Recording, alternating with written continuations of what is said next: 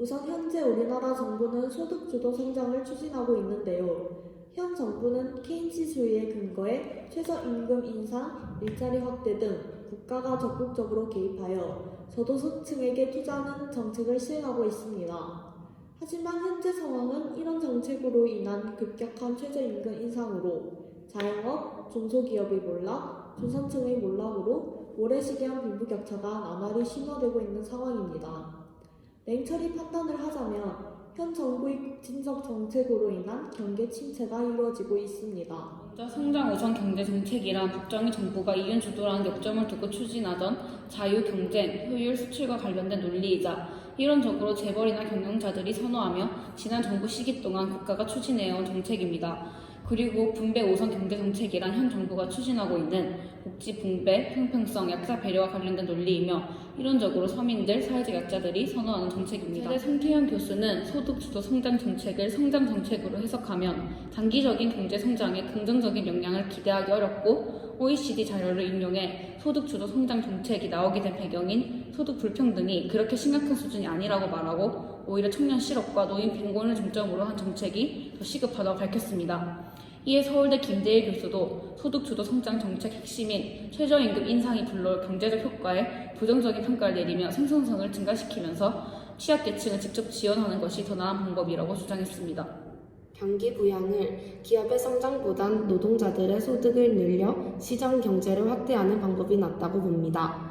여기서 케인즈주의에 대한 이론을 적용시킬 수 있는데 불황기에 정부가 지출을 늘리면 보다 많은 돈이 풀려서 시민들의 소비와 투자가 유도되어 경제가 정상 상태를 회복한다는 케인즈의 주장은 공급 측면 경제학에 반대되는 의미로서 소비 측면 경제학이라 할 수 있을 것이다 라고 제시되어 있습니다.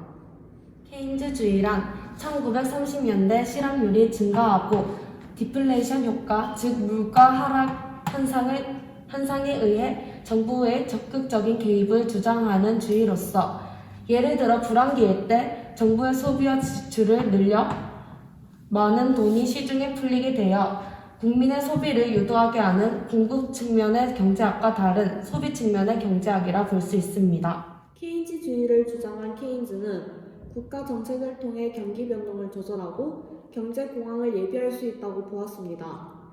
미국 경제 대공황 때에도 뉴딜 정책을 통해 미국 정부는 대기업에게 주는 투자보단 노동자 빈민들에게 투자해 생계비 지급 등 복지 정책을 확대하였고 노동조합의 활동을 우호적으로 장려해서 결국 대공황에서 빠져나올 수 있었죠. 저는 소득 주도 방식도 좋을 수도 있지만 환경이 중요하다고 생각해 기업 친화적 정책이 현재 우리나라 현실에 맞을 것 같다는 의견입니다. 이와 관련된 이론으로 낙수효과 이론이 있는데 복지를 최소화하고 세금을 감면해서 노동시장을 유연화하고 자유경쟁을 추구하는 이론입니다.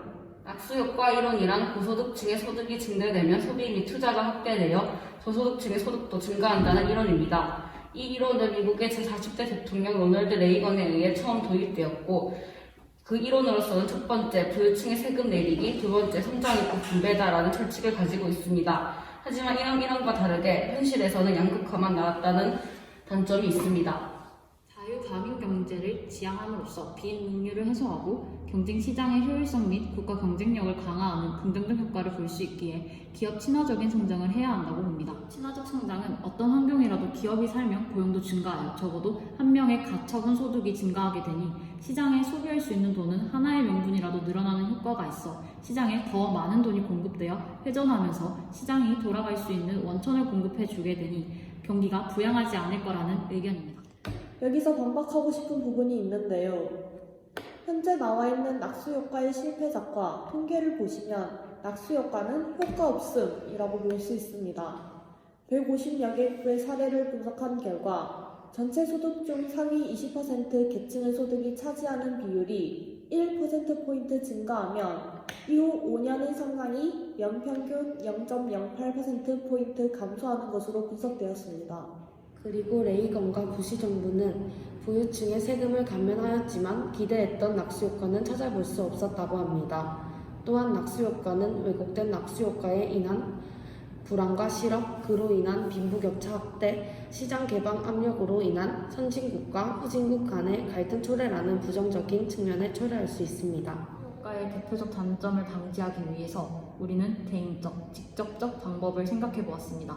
국가 권력이 구조가 아니라 과정에 개입하여 영향을 미치게 하는 겁니다.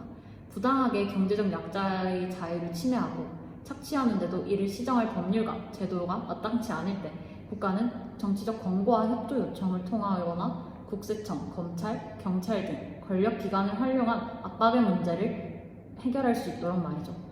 이러한 민주적 간섭주의는 언제나 제도적 방법을 우선적으로 택하며 이것이 부적합한 경우에만 예외적으로 직접적 방법을 사용하는 겁니다.